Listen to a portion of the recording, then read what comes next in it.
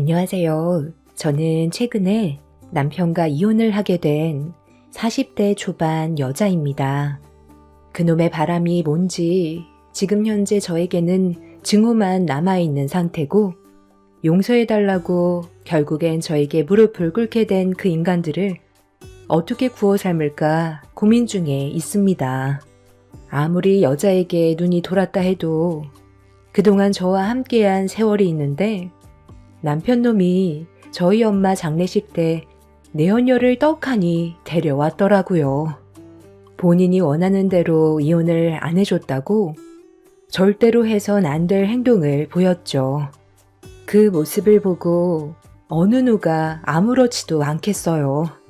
정말 많이 참아왔었지만 그날은 제 한계에 다다랐는지 결국 이성을 잃어버려 상간녀와 남편의 머리채를 잡으며 장례식장을 난장판으로 만들어 버렸습니다. 남편이 바람을 피우게 된 건 시모가 생각 없이 저지른 일 때문에 돌이킬 수 없는 일이 만들어지게 된 거였어요. 아무리 남녀가 서로 조심한다 해도 단둘이 한 공간에 있다 보면 어떤 일들이 벌어지게 될지 그건 아무도 모르는 거잖아요. 제가 그때 당시 엄마의 건강 문제로 인해 가정에 신경을 많이 못 쓰고 있었어요. 아이 하나 있는 거 챙겨주는 것도 벅찰 정도로 병원에서 시간을 보내는 일이 많았었죠. 남편도 그런 저를 처음엔 이해해주고 옆에서 많은 걸 도와줬었는데 어느 날 시모가 아는 지인들과 당일치기로 여행을 가고 싶은데 남편이 운전해주길 원해서 제가 워낙 신경을 못 써주는 남편한테 미안하기도 하고 바람 좀 세게 해주는 게 좋을 것 같아 시모의 부탁을 거절하지 않았었어요. 그런데 당일치기라고 심각하게 받아들이지 않으려 했었는데 좀 늦은 시간대에 걸려온 시모의 전화 한 통에 저는 가슴이 철렁 내려앉았고 온몸이 떨려오고 있었어요. 남편이 누군가와 대화를 주고받고 있었거든요. 저도 엄마가 하도 같이 가자고 하길래 따라온 건데 오늘 오길 잘한 것 같아요. 우승 씨를 만날 수 있었잖아요. 저희 계속 같이 만날 수 있는 거죠? 아, 당연하죠. 불러만 주신다면 언제 어디든 제가 달려가겠습니다. 저희 오늘 좋은 인연 만들었으니 짠 한번 할까요? 대리 부르면 되니까 상관없어요. 그럼 오늘 밤새 같이 술 마시는 게 어때요? 이렇게 마음 맞는 사람과 술잔 기울이는 거 정말 오래간만이거든요. 많이 바쁘시면 어쩔 수 없고요. 아, 저 하나도 안 바빠요. 시간이 얼마나 많이 남아도는데요. 저희 집사람은 지금 병원에 누워 계신 장모님 간병해 드리느라 저는 아예 신경조차 쓰지 않고 있거든요.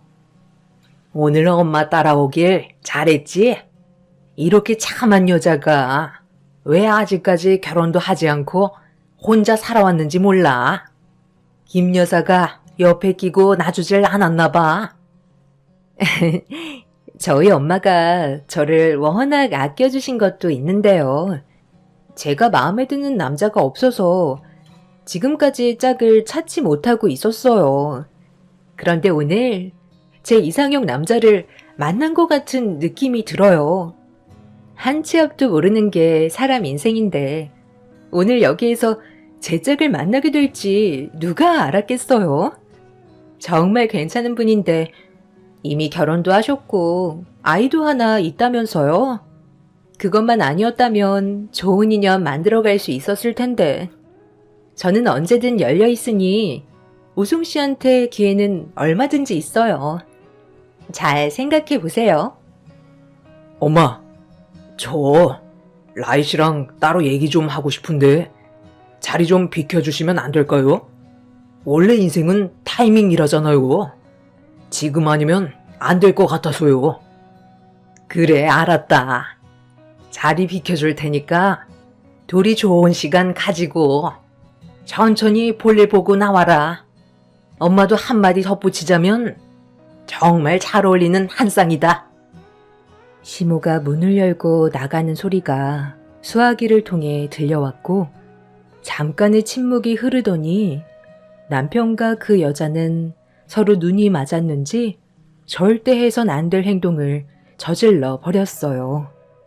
너무 놀라 떨리는 손으로 통화 종료 버튼을 눌러 버렸고 다리에 힘이 풀려 제대로 서 있을 수가 없었어요.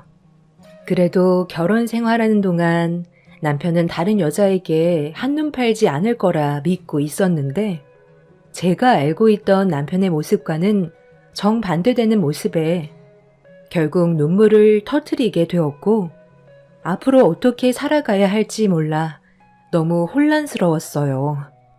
제 두 귀에 들려왔던 남편과 상간녀의 목소리가 그날 하루 종일 머릿속에서 떠나지 않고 맴돌며 저를 미쳐버리게 만들었습니다.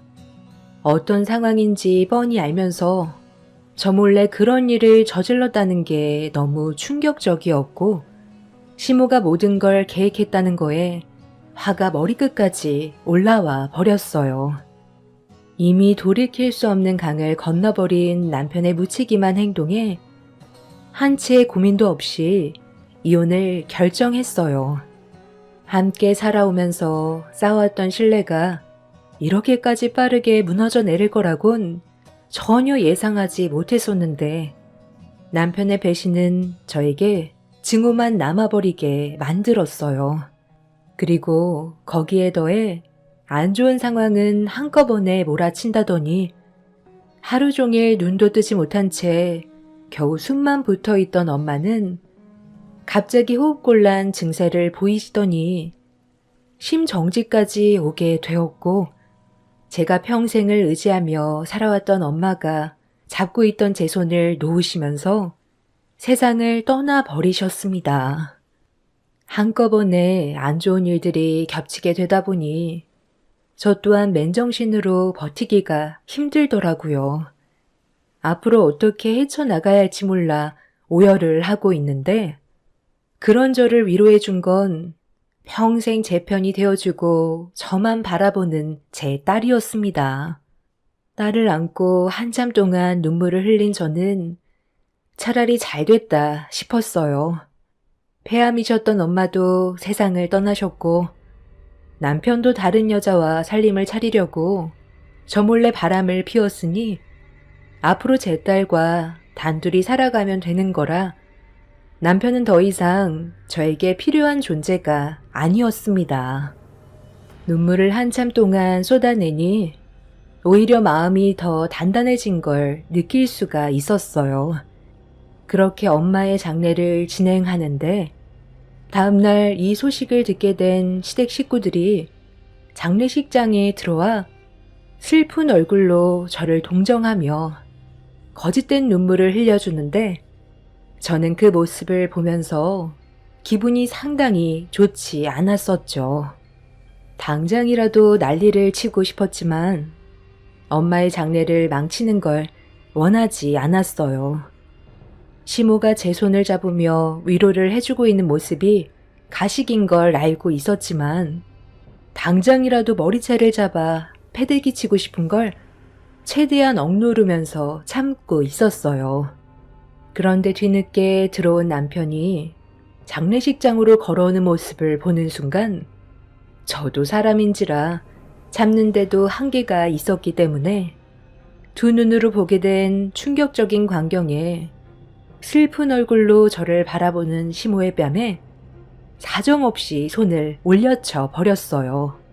장례식장은 순식간에 정적이 흘렀고 저를 보며 걸어오던 남편은 저에게 급하게 달려와 뭐 하는 짓이냐고 소리를 치며 손을 올리려 하길래 제가 먼저 남편의 뺨을 올려쳐 버렸습니다. 그리고 양팔을 걷어 올린 뒤 남편과 같이 걸어온 상간녀에게 달려가 머리채를 잡은 뒤 사정없이 앞뒤로 흔들어 버렸어요. 저희 엄마 장례식에 오면서 내언녀를 데려온 것도 화가 나는데 서로 손을 잡고 오는 모습은 도저히 그냥 넘어갈 수가 없었죠.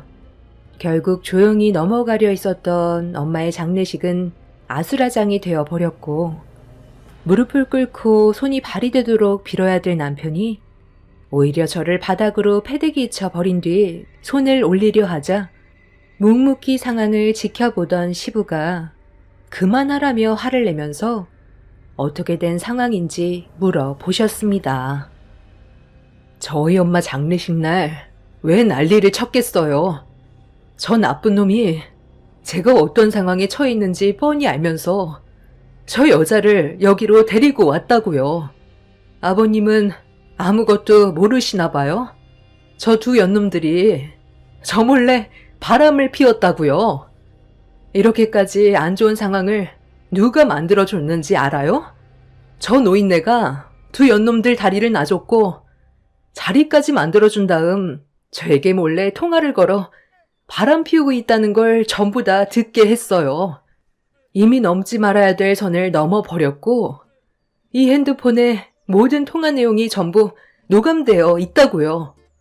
가정이 있는 사람이 이러면 안 되는 거잖아요. 저희 엄마가 폐암으로 고생하고 계셔서 잠깐 동안 소홀했었다고 그새를 못 참고 다른 여자의 치마폭에 놀아나서 헤어나오지 못하는 저놈을 어떻게 그냥 보고만 있겠어요. 이미 제 속은 만신창이가 되어버렸는데 저한테 미안한 감정보단 되려 당당한 모습을 하면서 손깍지를 끼고 보란듯이 걸어오는데 그걸 본 제가 어떻게 이성을 잡고 있겠냐고요. 아버님도 저를 이해 못하는 건 아니죠? 그래, 네가 우리 집안 며느리로 있는 게 마음에 안 들어서 내가 마음에 드는 며느리 드리고 싶어 작업 좀 했다. 처음부터 잘했으면 이런 일이 생겼겠니? 도대체 어디가 그리 마음에 안 들어서 이런 상황까지 만들었어요? 아무리 마음에 들지 않는 부분들이 있다고 해도 이 사람과 결혼한 세월이 몇 년인데요.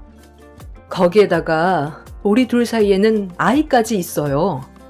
가정을 꾸린 사람인데 다른 여자를 소개해준 건 너무한 거 아니에요? 당신도 똑같아. 아무리 자리를 깔아줬다 해도 나랑 우리 아이를 생각해서라도 이성의 끈을 놓으면 안 되지. 지워지지 않을 상처가 생길 수 있다는 걸 모르는 것도 아니었을 텐데 어떻게 이럴 수 있어? 당신이 질려버렸으니까. 우리의 삶을 봐봐. 장모님이 세상 떠나시기 전까지 어땠어? 병원에서 끈질기게 버티신 지 몇 달도 아니고 2년이나 됐었다고. 그 기간 동안 당신이 가정에 얼마나 소홀했는지 알아? 내가 얼마나 외롭고 힘들었으면 이런 결정을 내렸겠소? 이미 당신을 향한 내 마음은 이미 떠나버렸기 때문에 용서를 구할 생각도 없어. 나도 그동안 정말 많이 희생하면서 살아왔다고. 미안한 것도 없고 오히려 이런 상황들이 잘 됐다고 생각해. 예빈이는 당신이 알아서 키워. 어차피 내 말은 잘 따르지도 않고 당신 껌딱지잖아? 솔직히 딸이 나왔을 때 아들도 가지고 싶다고 했었는데 몸이 안 좋다는 핑계로 계속 피하기만 했지. 내가 원하는 걸 들어주려는 마음은 조금도 없었잖아. 더 늦기 전에 대를 이어줄 내 아들 만들어야 되겠어. 그러니 최대한 빠른 시일 내에 우리 이혼하는 걸로 해. 저는 핸드폰에 녹음된 남편과 상간녀가 나눈 대화음성을 엄마의 장례식장에서 모두가 들을 수 있게 재생을 시켰고 남편의 또 다른 모습에 시부도 많이 놀랐는지 표정 관리를 못했어요. 저는 그런 시부를 보며 제 편이 되어줄 거라 믿고 있었는데 피는 못 속인다고 자기 아들한테 흠집이 생기는 걸 원하지 않았는지 제 편이 되어주는 게 아닌 남편의 편에 서서 많은 사람들이 보는 앞에서 저를 나쁜 여자로 몰아가 버렸습니다. 너무 당황했고 할 말을 잃었었죠. 네가 애초부터 내 아들을 제대로 관리해줬다면 이런 일들이 생겼겠니? 얼마나 가정에 신경도 안 쓰고 무관심했으면 내 아들이 이런 일까지 만들었겠어? 그게 무슨 말씀이세요? 제가 여태까지 얼마나 힘들게 살아왔는지 옆에서 전부 지켜보셨으면서 어떻게 그런 말이 나올 수 있는 거예요? 저 엄마 병간호하고 집에 들어가면 이 사람이 개판으로 어질러 놓고 치우지도 않고 있는 것들 정리하다 보면 하루가 모자랄 정도예요. 속옷은 이리저리 전부 다 던져놓고 음식을 먹었으면 설거지라도 해야 되는데 하나도 되어 있지 않아서 그대로 말라 비틀어져 시간도 2배로 들어요. 그리고 처먹었으면 최소한 치우기라도 해야 되는데 발을 디딜 틈도 없이 과자 부스러기며 맥주 캔들은 여기저기 굴러다니고 애는 방치되어 있고 맨날 말로만 하겠다고 하고 손가락 하나 까딱하지 않아서 집안이 아주 개판이었다고요. 이런 집안에 애까지 방치되어 있으니 제 속이 어떻겠어요. 그런데도 저는 이 사람한테 쓴소리 한번 한 적이 없었어요. 제가 병원에 있어야 될 시간들이 엄마의 건강이 안 좋아지면서 점점 늘어나다 보니 신경을 못 써주는 것 같아 집에 들어와서도 제가 전부 다 해왔었다고요. 보통은 아내가 힘든 상황에 처해 있으면 남편이 도와주는 게 맞는 거 아니에요? 이 사람은 저와 결혼하고 나서 아내로 생각해주는 게 아닌 집안에 가정부를 하나 들인 것처럼 저를 막대했었다고요. 아버님도 항상 이런 저에게 고생한다고 말씀하셨으면서 속으론 그게 아니었나 봐요. 아니면 아버님 집안이 다른 사람들에게 안 좋은 시선을 받는 게 싫어서 지금 저 대책 없는 아버님 아들 편을 들어주는 거예요? 어떤 집안의 사람들인지 충분히 인지했으니 당장 나가주세요. 저희 엄마 장례 끝나는 대로 이혼 절차 받겠습니다. 너희들이 내 눈앞에서 무너지는 거 보기 전까지 내가 먼저 세상 떠나지 않을 거고 당신을 평생 원망하면서 살 거야. 저는 시댁 식구들을 향해 더욱더 난리를 치며 장례식장에서 쫓아버렸어요. 남편은 나가면서도 이혼해 주겠다는 거 약속 지키라며 상간녀의 손을 잡고 나가 버렸고, 시모는 저를 위아래로 훑어보면서 제가 못나서 엄마가 세상을 떠난 거라는 어이없는 말을 늘어놓은 뒤 시부와 서둘러 장례식장에서 나갔어요. 그래도 저희 엄마가 세상을 떠났으면 어느 정도 예의는 지켜줄 줄 알았는데 그게 아닌 정반대의 일이 펼쳐져서 그날 정말 많은 눈물을 쏟아내었습니다.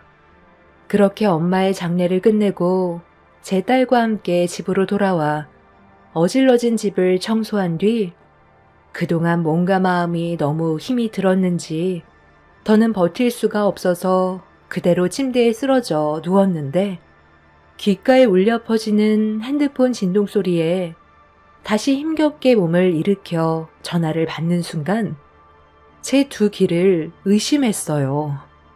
엄마가 세상을 떠나시고 남겨주신 점포에 어떤 여자가 찾아왔다면서 남편도 같이 있다는 말과 함께 사장실로 들어갔다고 하길래 잠깐도 쉬지 못하고 제 딸과 함께 엄마가 운영하시던 점포로 향했습니다. 그렇게 급하게 도착해 엄마가 사용하시던 사장실 문을 활짝 여는 순간 제 두 눈에 보인 광경에 입을 다물지 못했어요. 지금 여기서 뭐 하는 짓들이야? 너희들이 왜 우리 엄마 점포에 있는 건데? 영업 방해죄로 경찰에 신고하기 전에 당장 안 나가? 너희들 아주 간이 배 밖으로 나왔지? 3층으로 된 이 건물 의중씨가 저 주겠다고 하면서 경영사장 명패까지 만들어줬는데요. 이제 이 건물 이 사람 거라는데 왜 그쪽이 난리예요? 방금 뭐라고 그랬어? 이 건물이 저놈 거라고? 누가 그래? 지금까지 우리 엄마 소유였고 누구한테도 주겠다고 한 적 단 한 번도 없었어. 한평생을 몸담아 오신 곳을 정신 나갔다고 저런 쓰레기 같은 놈에게 넘겨주겠어? 저 인간이 할 수 있는 건 우리 엄마 점포에 와서 일해주고 받은 월급밖에 없다고. 당신이랑 내가 이혼하면 나도 내 재산을 어느 정도 받아야 할 거 아니야? 이 점포 나한테 넘겨. 그동안 이 점포 얻기 위해서 얼마나 희생을 많이 했는데 당신 혼자 먹는 건 잘못된 거지. 법적 소송으로 가든지 아니면 좋게 해결하든지 둘 중 하나 선택해. 나는 절대 그냥 넘겨주지 않을 거야. 솔직히 나 때문에 매출도 많이 올랐잖아. 그러니 나한테도 어느 정도 권리는 있는 거라고. 서로 힘 빼지 말고 좋게 이혼하는 게 어때? 안 그럼 나도 내 딸에 대한 주장을 펼칠 거야. 당신이 장모님 옆에서 간병하는 동안 그동안 아이를 내팽개쳤다고 법적으로 얘기하면 양육권이 나한테 넘어오겠지. 그걸 원하지 않는다면 순순히 점포 넘기는 게 좋지 않겠어? 지혜롭게 판단하는 게 좋을 거야. 이혼하면 당신만 좋아지는 건데 내가 그 꼴을 어떻게 보고 살겠어? 자, 어떻게 할래? 이 점포 주고 예빈이 데려갈래? 아니면 점포도 뺏기고 예빈이도 내가 키울까? 이미 변호사 만나고 왔어. 당신이 2년 동안 가정에 충실하지 않았다는 증거들만 확보되면 아이는 나한테 넘어온다고. 그래서 한창 엄마 품에서 자라야 될 아이를 당신이 데리고 가겠다고? 우리 엄마 점포를 주지 않으면 그렇게 한다는 거잖아. 근데 이거 어쩌지? 당신이 하나만 알고 둘은 전혀 모르네. 지금 둘이 법적인 부부가 아닌 서로 불륜 관계인 거 잊었니? 얼마나 푹 빠졌으면 앞뒤 안 가리고 이렇게까지 무식하게 나와? 내가 그렇게까지 멍청한 줄 알아? 이 점포를 넘겨주지 않는다면 나는 지금의 상황을 더 피곤하게 만들겠다는 거야. 당신이 나에게서 정말 떨어져 나가고 싶으면 조용히 처리하는 게 좋을 거야. 이혼이라는 게 성립이 되지 않는다면 상당히 오랜 기간 동안 끌고 가야 하는 거거든. 그걸 원한다면 한번 해보든지. 오빠, 저 여자 자기 자식보다 이 점포가 더 중요한가 봐. 지금 고민을 하고 있잖아. 사람이 돈 앞에서는 가족이며 자식까지 버린다더니 내가 지금 그걸 두 눈으로 보고 있는 거야? 어쩜 사람이 저래? 어떻게 보면 우리보다 더한 사람이잖아? 나 같으면 바로 그냥 점포 주고 자식 데리고 왔겠다. 나한테 점포 넘기면 내가 마음 써서 월 200 월급 맞춰줄 테니까 내 밑에서 일을 하던지 굶어 죽지 않게는 해줄 테니 걱정은 안 해도 돼. 살 방법은 많이 있거든. 머리채 뜯기고 싶지 않으면 너는 입 다물고 있지 그래? 두 년놈이 어디서 겁도 없이 시건방을 떨고 있어. 당장 우리 엄마 점포에서 안 나가? 상간녀는 도대체 뭔 생각으로 남편놈의 말을 전부 믿고 따르고 있는지 전혀 이해할 수가 없었어요. 딱 봐도 배운 게 없어 보일 정도로 무식한 티가 너무 났었죠. 남편놈은 가진 것도 없으면서 상간녀 앞에서 목에 힘은 주고 싶었는지 되지도 않는 말을 늘어놓길래 더는 상대할 가치도 없을 것 같아 테이블 위에 상간녀의 이름이 새겨져 올라가 있던 명패를 들어 두 연놈들에게 사정없이 휘둘러 버렸어요. 이미 그 인간들을 상대할 가치가 없기 때문에 더욱더 난리를 쳤고 상간녀는 저희 엄마의 점포에 미련이 있는지 계속해서 남편 옆에 찰싹 붙어서 제 딸을 이용해 점포를 뺏어오라며 속삭이고 있었습니다.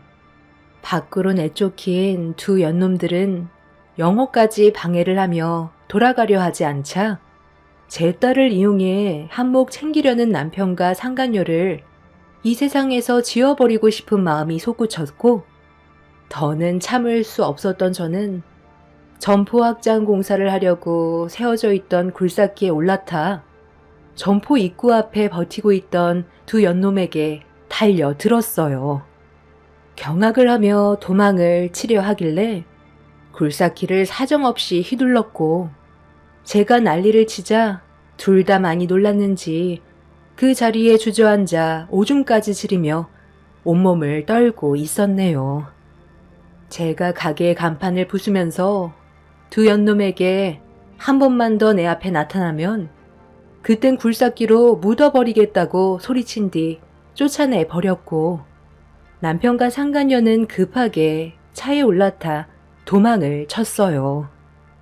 어차피 엄마가 세상을 떠나시고 점포 확장 공사와 함께 전체적인 리모델링을 해야 돼서 낡은 간판도 새로 맞춰야 했기 때문에 제가 굴삭기로 간판을 부순 건 크게 문제가 되지 않았어요.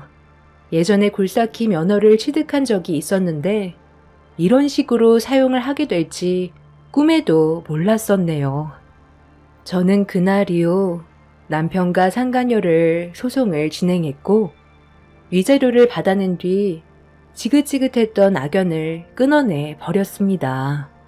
법적으로 남이 된 이후 각자의 삶을 살게 되니 저도 오히려 속이 편했었고, 두 번 다시 얼굴을 안 봐도 된다는 거에 더는 스트레스를 받지 않았지만, 그 인간들에게 남아있던 한 맺힌 마음은 사라지지 않더군요.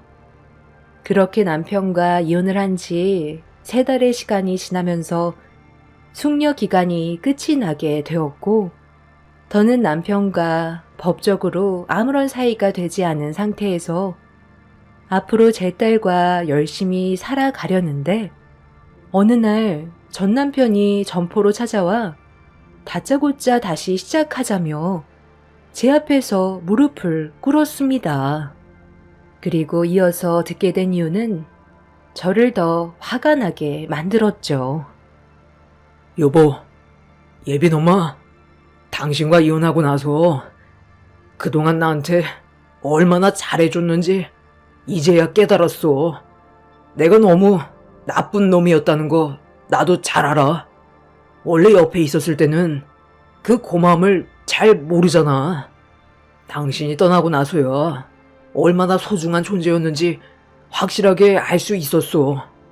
그리고 우리 예빈이도 너무 보고 싶어. 그때는 내가 무슨 생각으로 진짜 포기각서까지 작성을 했는지 모르겠지만 다시 되돌리고 싶어. 나에게 딱 한 번만 기회를 주면 안 될까? 우리 관계 이대로 끝낼 수는 없잖아. 우리 이제 법적으로 아무 사이도 아니야. 숙려 기간도 이미 끝났고 내 눈에 흙이 들어와도 당신과 함께할 생각은 전혀 없어. 오히려 우리 함께했을 때가 예빈이한테 더욱더 불안감을 안겨줬었지. 오히려 지금이 훨씬 행복하고 안정을 되찾았는데 왜 이제 와서 나를 붙잡으려는 건데?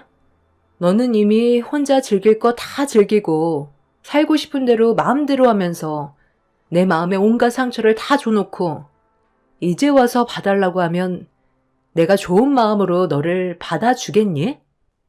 도대체 이러는 이유가 뭐야? 갑자기 마음이 바뀐 이유가 있을 거 아니야. 얼마 전까지만 해도 너희들이 잘 지내고 있다는 거 자랑하려고 사진까지 찍어서 나한테 보냈었잖아. 그게 그 사람 암이래. 그것도 대장암 사기야. 어느 날부터인가 혈변과 복통이 있다고 하길래 몸이 많이 피곤해서 그런 거라 생각했는데 몸이 계속 이상하길래 병원에서 검사를 받아보니 암이라고 하더라고. 길어야 6개월이라는데 그 말을 듣는 순간 내가 왜 이 여자를 선택했는지 후회가 밀려오더라. 더군다나 6개월 동안 나는 그 사람 옆에서 병간호만 해줘야 하잖아. 그래서 그만 만나자고 하고 당신한테 온 거야. 그 사람과 어차피 잠깐 불꽃이 튀었던 것 뿐이지. 별거 없었어. 당신 정말 쓰레기구나. 그러니까 암이 아니었다면 평생 함께 살려고 했었는데 대장암 4기 판정받고 앞으로 살 날이 6개월밖에 없다고 하니까 얼마 전까지만 해도 죽고 못 살겠던 감정들이 전부 사그라들디? 어쩜 인간이 그래? 너는 사랑이 장난이야? 더는 못 들어주겠으니까 2번 다시 내 앞에 나타나지 마. 전 남편은 제가 생각했던 것보다 더 쓰레기였어요. 상간녀가 대장암 4기 판정받고 길어야 6개월밖에 시간이 없다는 말에 바로 등을 돌린 모습이 너무 충격이었습니다. 사람 마음이 이렇게까지 쉽게 돌아설 수 있는 건지 정말 이해하기가 어려웠죠. 제가 한바탕 난리를 치고 전 남편을 내쳐버리자 며칠 뒤에 전시모를 데리고 와서 저를 설득하려 들었고 이런 문제가 가게 영업에 방해가 되자 그 인간들을 상대로 영업 방해죄로 신고를 해버린 상태입니다. 들리는 소식으로는 상간녀는 살기 위해 항암 치료를 받으며 발버둥을 치고 있다고 하지만 이미 온몸에 암세포가 전이가 돼서 희망이 없다는 말을 들었어요. 본인이 저지른 잘못에 대한 벌을 받게 된 거라 생각해요. 2번 다시 그 인간들과 마주치고 싶지 않아요. 전 남편 놈이 제 딸에게 계속 접근을 시도하길래 접근 금지 신청을 해놓았지만 계속 신경이 거슬리다 보니 눈앞에 굴삭키가 전 남편을 용서하지 말라고 저를 부르고 있습니다. 이성을 잃게 되면 굴삭키로 남편을 들이받게 될까봐 최대한 감정 조절하고 있지만 풀리지 않는 마음이 저를 힘들게 하고 있어요. 앞으로 계속 찾아올 텐데 어떻게 해야 할지 모르겠네요. 그 집안 사람들 때문에 제 인생 더는 망치고 싶지 않아요. 제 사연 들어주신 분들의 가정은 언제나 행복만 가득하시길 바라며 뜻깊은 하루 보내시길 바랍니다. 감사합니다. 안녕하세요. 저는 35살이며 남편은 38살에 결혼 5년 차에 접어들면서 충격적인 상황을 겪게 되었는데요. 지금 생각해봐도 진정 저를 사랑해서 했던 행동들이었는지 남편 머리를 뜯어보고 싶습니다. 남자들은 그런 것 같아요. 처음에는 잘해주다가 결혼하고 나면 변해버리는 저보다 다른 사람을 생각하고 다른 사람을 위해주고 정작 배우자인 저는 찬밥 신세에 말 그대로 진짜 남의 편인 것 같습니다. 오래오래 행복하게 결혼 생활하시는 분들 보면 정말 대단하고 부럽네요. 각자 다른 환경에서 자라왔는데 어떻게 서로 마음 맞추고 이해하며 살 수 있는 건지 저로서는 도저히 상상할 수 없는 것 같아요. 한쪽이 잘한다고 해서 좋아지는 건 없더라고요. 내가 참아야지, 조금 더 배려해야지, 오늘 넘어가면 다음부터는 잘하겠지. 하지만 그건 어디까지나 제 생각이었습니다. 하나도 바뀌는 건 없었고 배려라고는 눈꼽만큼도 없는 그런 남자였죠. 눈물로 밤을 지새운 적도 많았어요. 그때마다 다가와서 위로해주기는커녕 밤새도록 눈물 흘린다고 저를 지겨운 존재로만 생각했어요. 처음 만났을 때는 간쓸게 다 빼줄 것처럼 모든 걸 다 퍼줬었는데 그 모든 행동들이 전부 작업이었던 것 같아요. 정말 전혀 알 수가 없었어요. 한없이 착하기만 한 남자였으니까요.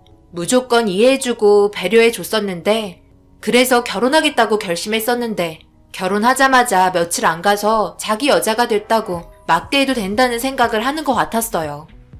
여보, 제발 양말은 뒤집어서 아무데나 던져놓지 말고 제대로 뒤집어서 세탁기에 넣어놓으라고 했잖아. 그리고 저녁 먹었으면 좀 치우면 안 돼? 설거지 정도는 하고 쉴 수 있는 거잖아. 맨날 퇴근하고 들어오면 이런 식으로 난장판을 꼭 만들어야 되겠어?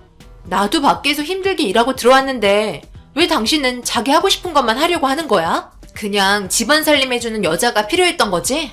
나 지금 너무 피곤해서 싸우기 싫으니까 당신이 어지른 거 치우고 쉬든지 해. 거참 말 맞네. 밖에서 얼마나 번다고 그거 가지고 생색내냐? 차라리 일 그만두고 살림이나 하던지. 집안일은 당연히 여자가 해야 하는 거 몰라? 내가 언제까지 당신 공주 취급을 해줘야 하는 건데. 연애 때 있으면 충분했지. 결혼해서까지 바라는 거야? 뭐가 그리 불만이 많아. 누가 치우던 눈에 보이면 치우면 되는 거지. 그걸 꼭 꼬투리 잡아서 싸움을 만들려고 해? 도저히 이해할 수 없었어요. 두 번 일하는 거잖아요. 할 때 그냥 바로바로 치우면 되는 건데 그런 사소한 것조차 하지 않으려는 행동들 때문에 정신적으로 너무 많이 힘들었어요. 그래서 언제까지 안 할 건지 두고 봤었어요. 그런데 웬걸 정말 한 달이 지나도록 절대 치우지 않았고 결국 제가 두 손 두 발 들어서 치우게 되었습니다. 집안 살림 안 한다고 화만 내고 빨래 안 했다고 화내고 제가 상상했던 결혼 생활 정말 하나도 맞지 않았습니다. 그래서 결혼 1년 만에 이혼하자고 서류 내밀었죠. 그랬더니 그때부터 자기가 한 행동에 대해서 잘못했다며 정말 잘하겠다고 싹싹 빌더니만 두고 보겠다고 얘기하고 며칠 동안 잘하는 것 같았는데 거짓말 하나 안 보태고 일주일 지나자마자 다시 원상태로 돌아갔어요. 도저히 참을 수 없었죠. 시어머니께 전화했어요. 남편의 행동에 대해서 문제가 많다고 얘기했고 제 불만을 털어놓으니 자식 하나 제대로 키우지 못해 미안하다며 자기 아들과 살아줘서 정말 고맙다고 조만간 올라오겠다는 약속과 함께 남편과 각방 쓰면서 지냈습니다. 그리고 주말에 어머님 올라오셨어요. 아침 새벽부터 현관 비밀번호 누르고 들어오셨죠. 올라오시면 항상 토요일 아침 일찍 오시기 때문에 아침상 준비하고 있었고 어머님께서 저와 눈빛 인사를 한 다음 안방으로 들어가셨습니다. 비명소리가 들렸죠. 이놈 자식, 제발 철 좀 들어. 너는 결혼했는데도 어떻게 하나도 변하질 않는 거니? 이래서 내가 며느리 볼 면목이 있겠어? 언제까지 내가 주말에 와서 잔소리하고 가야 하는 거야? 빨리 일어나서 며느리 안침밤 준비하는 거 거들지 못해? 제가 지금까지 버티고 있었던 건 어머님의 역량도 있었어요. 저에게 워낙 잘해주셨거든요. 어떻게 어머님 뱃속에서 저런 아들이 태어난 건지 정말 이해할 수가 없었습니다. 그래도 어머님 말 한마디면 마지못해 움직이기라도 하니 저도 꾹 참고 있었어요. 남편은 여자가 해야 할 일을 왜 자기가 해야 하냐며 투덜거렸지만 어머님께서 옆에 팔짱 끼고 화가 난 표정으로 지켜보고 있으니 군말 없이 옆에서 도와줬습니다. 그렇게 어머님과 주말에 함께 있는 시간이 저에겐 제일 기분 좋은 시간이었어요.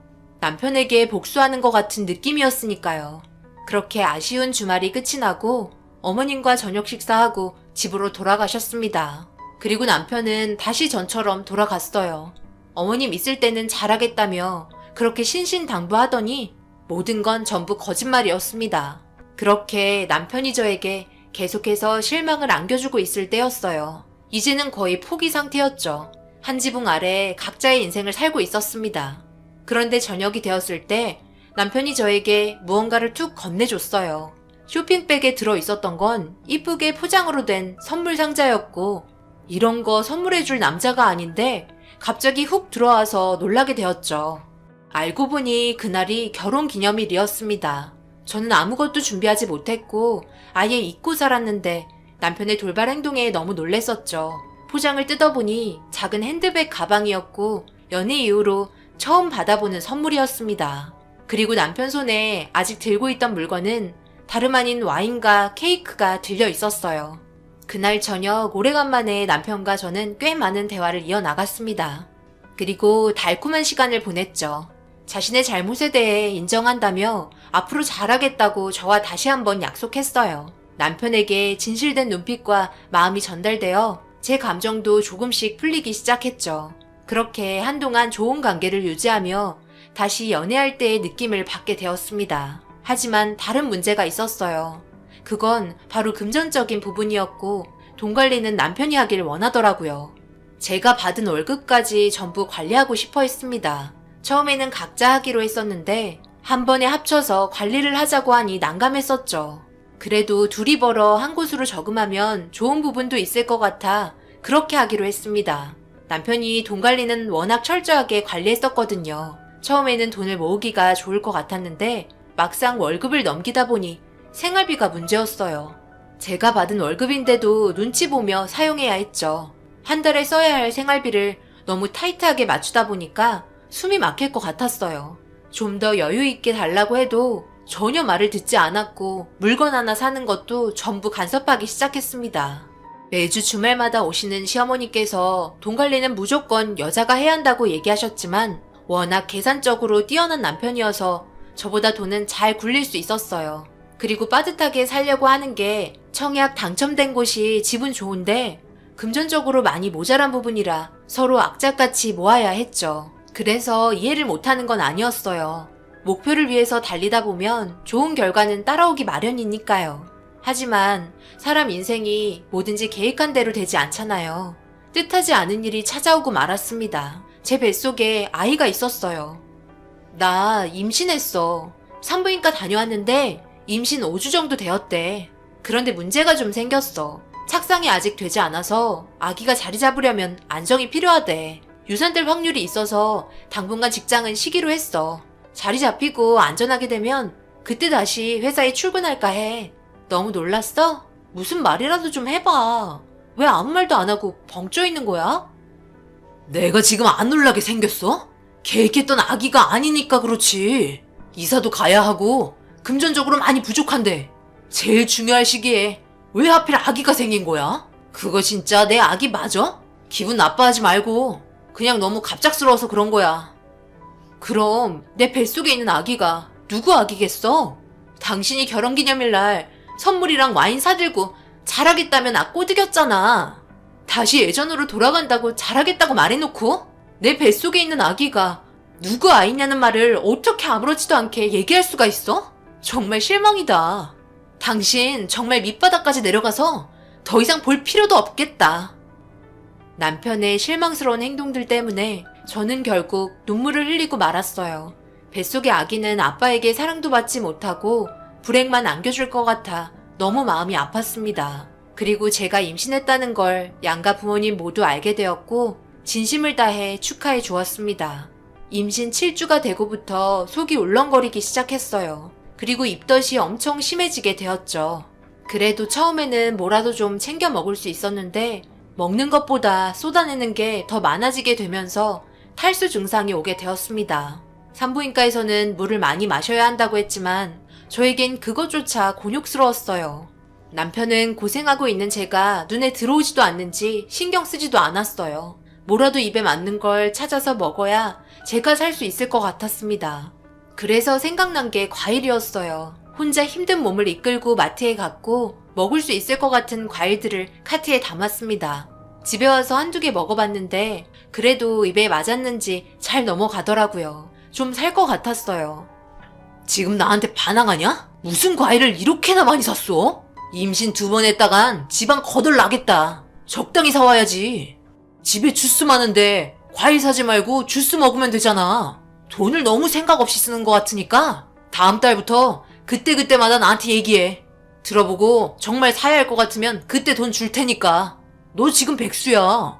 돈 쓸 생각하지 말고 냉장고에 있는 음식 처분할 생각이나 해. 뭐라고? 나 혼자 힘으로 아기 가진 거야? 내가 왜 이런 대접을 받으면서 살아야 돼? 내 뱃속에 있는 아이 당신 아기잖아. 그럼 책임도 당신이 져야지. 남들은 먹고 싶은 거 있다고 말하면 무슨 수를 써서라도 구해오는데 내가 그런 거 바라는 것도 아니고 내 2발로 걸어나가서 먹고 싶은 거 사가지고 온 것도 잘못이냐? 너는 인간보다 못한 쓰레기야. 그동안 참아왔던 감정이 터지고 말았어요. 저 혼자 흥분해서 남편에게 막말을 쏟아부었지만 한기로 흘리고 자기 할 것만 하더라고요. 눈물을 흘리며 힘들어하고 있는데 이런 저를 단 한 번도 따뜻하게 안아주지 않은 남편과 더 이상은 같이 살고 싶지 않았습니다. 그때 이후로 아무것도 먹지 않았어요. 제가 왜 이렇게 살아야 하나 후회만 더 커지다 보니 우울증까지 오게 되었던 것 같아요. 그런데 시어머니께서 아무래도 걱정이 되셨는지 저에게 전화를 걸어왔고 몸 관리는 잘하고 있는지 물어보는 순간 결국 오열하고 말았습니다. 더 이상 살고 싶지 않다며 남편의 행동에 대해서 얘기하기 시작하면서 시어머니께서 모든 걸 알게 되셨습니다. 저에게는 안정이 필요했기 때문에 짐을 싸서 저희 집으로 들어오셨고 남편은 그런 부분 하나하나 마음에 들어하지 않았어요. 남편은 시어머니 오자마자 지갑에 있는 돈 한 푼도 꺼내지 않았습니다. 전부 어머님께서 장 봐주시고 필요한 거 해결해 주셨으니까요. 남편은 매일 저녁 술만 마시면서 자기 인생은 불행하다며 한탄을 했습니다. 불행한 건 저인데 정말 어이가 없었어요. 시어머니께서 남편의 행동에 대해서 도저히 참을 수 없었는지 볼때기를 잡고 거실로 끌고 나왔습니다. 자기 아들이라고 감싸주시지 않고 잘못된 부분을 지적하셨죠. 너는 맨날 술만 마시고 들어올 거야? 제발 정신 좀 차려라. 언제까지 이러고 있을 거야? 곧 있으면 출산인데 계속해서 이런 식으로 행동하면 너에게 아무런 재산도 남겨주지 않을 거다. 너 같은 아들 나는 필요 없어. 이 집 명의도 엄마 명의인 거 알지? 당장 나가. 너랑 인연 끊고 며느리랑 뱃속에 있는 내 손자랑 행복하게 사는 게 차라리 나을 것 같다.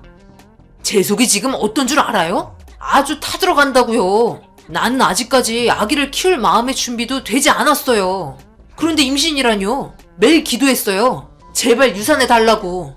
준비되지 않은 채로 살고 싶지 않다고요. 지금 아기가 생기면 정말 짐덩어리라고요. 임신했다는 핑계로 그동안 못 먹었던 음식들 먹으려고 하는 행동들 보면 얼마나 꼴보기 싫은데요. 좀 더 좋은 환경에서 안정적으로 살고 싶은 제 마음 알기나 하세요? 뭐라고 이놈이? 너 오늘 엄마한테 좀 맞아야 되겠다. 네가 꼬셔놓고 네가 임신시켜놓고 전부 다 네가 저지른 짓이면서 그런 무책임한 말을 지금 이 애미한테 할 소리야? 이럴 거면 차라리 결혼하지 말지. 왜 마음도 여린 애를 살살 꼬셔서 인생까지 망치는 거야? 시어머니께서 같은 여자이다 보니 똑같이 상처를 받으셨어요. 그리고 남편에 대한 실망도 엄청 났었죠. 비틀거리셨지만 정신 부여잡고 남편을 향해 계속해서 훈계하셨습니다. 그리고 더는 안 되겠는지 집에 있던 파리채로 남편에게 사정없이 휘둘렀어요. 그런 모습들을 지켜보고 있던 저는 털썩 주저앉았고 남편은 차라리 이혼하자며 저에게 씻을 수 없는 상처를 주었습니다. 곧 있으면 아빠가 될 사람이 어떻게 매일 유산되게 기도를 했다는 말을 제 앞에서 할 수 있는 건지 너무 충격이었습니다. 돈에 미쳐서 가정을 저버릴 정도로 독한 마음을 가진 남편의 진짜 모습을 보게 된 거였죠. 남편 입에서 이혼하자는 말이 나온 마당에 같이 살 이유가 뭐가 있겠어요. 저도 그냥 정리하는 게 좋을 거라 생각했죠. 그런데 짧은 시간 너무나 큰 충격을 받았는지 배뭉침이 느껴지기 시작했는데 알고 보니 진통이었습니다. 예정보다 일주일 정도 빠른 상태였어요. 급격하게 시작된 진통에 배를 움켜쥐니 어머님께서 놀라셨는지 저를 부축해주면서 아기가 나을 것 같냐고 물어봤고 저는 입술을 깨물며 고개를 끄덕였습니다. 남편은 고개를 돌린 채 아무런 조치도 해주지 않았어요.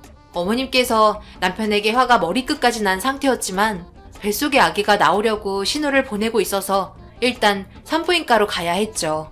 그런데 갑자기 남편이 제 손을 잡는 거예요. 그리곤 화장실로 저를 밀어넣더니 문을 걸어 잠갔습니다. 배가 너무 아파 웅크리며 뭐 하는 거냐고 빨리 문을 열어달라며 소리를 질렀는데 갑자기 양수가 터지게 되었어요. 다급한 상황에 마음이 조급해진 저는 지금 양수가 터져서 빨리 산부인과 가야 한다며 다급하게 외치기 시작했어요. 하지만 남편은 출산 비용 아깝다며 집에서 출산하라며 화장실 문을 절대 열어주지 않았습니다. 어머님께서 남편에게 나오라며 실랑이를 벌이는지 소리치는 소리와 함께 화장실 문이 쿵쾅거렸어요. 출산 비용 어머님께서 대신 내주겠다고 화를 내셨지만 그 돈조차 아깝다며 집에서 충분히 할 수 있다고 술에 취한 남편은 문을 절대 열어주지 않았습니다. 화장실에서 저는 배를 움켜쥐며 앉을 곳이 필요해 욕조에 들어가 숨을 고르기 시작했어요. 밖에서는 남편과 어머님께서 서로 실랑이를 벌이고 있고 저는 화장실에서 진통을 하고 있으니 완전 난리가 났었죠. 그런데 현관문이 열리는 소리가 들리더니 어머님을 밖으로 내보낸 소리가 들렸어요. 현관에서 계속해서 문을 두드리는 소리가 들렸고 남편은 화장실 문 앞에서 남들도 집에서 출산하는 사람들 꽤 있다며 50만원 돈 절약할 수 있어서 너무 좋다고 웃으면서 아기 나오면 문을 열어준다고 하더라고요. 이런 식으로 아기를 낳게 될 거라고 전혀 생각하지 못한 상황이라 눈물을 흘리면서 욕조에 따뜻한 물을 받았어요. 예전에 TV 프로그램에서 본 적이 있는 것 같아 일단 똑같이 따라 했습니다. 하지만 혼자서 모든 걸 해결하기가 너무 힘들어 남편에게 집에서 출산할 테니 도와달라고 얘기했어요. 그런데 남편이 아무 말 없이 조용한 거예요. 아무리 불러도 대답을 해주지 않더라고요. 양수가 터졌기 때문에 아기가 빠르게 나와야 하는데 아무런 대답도 없고 저 혼자 모든 걸 감당해야 한다고 생각하니 무서워지기 시작했어요. 그런데 남편은 화장실 문 앞에서 제가 애원하며 부르는 소리를 듣고 있었습니다. 갑자기 화장실 불을 끄더니 전기세도 아깝다고 다 끝나면 다시 부르라며 제 말은 무시한 채 다른 방에 들어가 문을 닫는 소리를 듣게 되었어요. 혼자서 출산을 해야 한다는 것도 무서운데 화장실 불까지 끄게 되니 저는 제정신으로 모든 걸 감당할 수 없었습니다. 그래도 일단 온 힘을 다해 계속해서 배에 힘을 주었고 어떻게든 해결이 될 거라는 희망에 아무것도 안 보이는 어두컴컴한 화장실에서 입술을 꽉 깨물고 출산하려고 노력했어요. 그런데 점점 정신이 희미해져 가기 시작했어요. 체력이 거의 다 떨어져 버렸던 거죠. 눈물을 흘리며 뱃속의 진통을 느끼고 있지만 더 이상 짠할 힘이 남아있지 않았습니다. 그렇게 정신을 잃으려고 하는 순간 화장실 문이 활짝 열렸고 구급대원분들과 시어머니께서 들어오셨어요. 저는 도움을 받아 안방으로 들어갔어요. 그런데 남편은 안방에서 대자로 뻗어 이 난리가 났는데 자고 있더라고요. 시어머니는 남편을 잡아 끌며 침대에서 내려오게 했고 저는 다행히 큰 문제 없이 출산을 하게 되었습니다. 탯줄은 시어머니께서 잘라주셨어요. 모든 게 긴박했던 상황에서 이쁜 아기가 태어나 정말 다행이었습니다. 구급대원분께서 일단 산부인과로 저와 아기를 안전하게 데려다 주셨어요. 그리고 필요한 조치를 받게 되었죠. 정말 감사했습니다.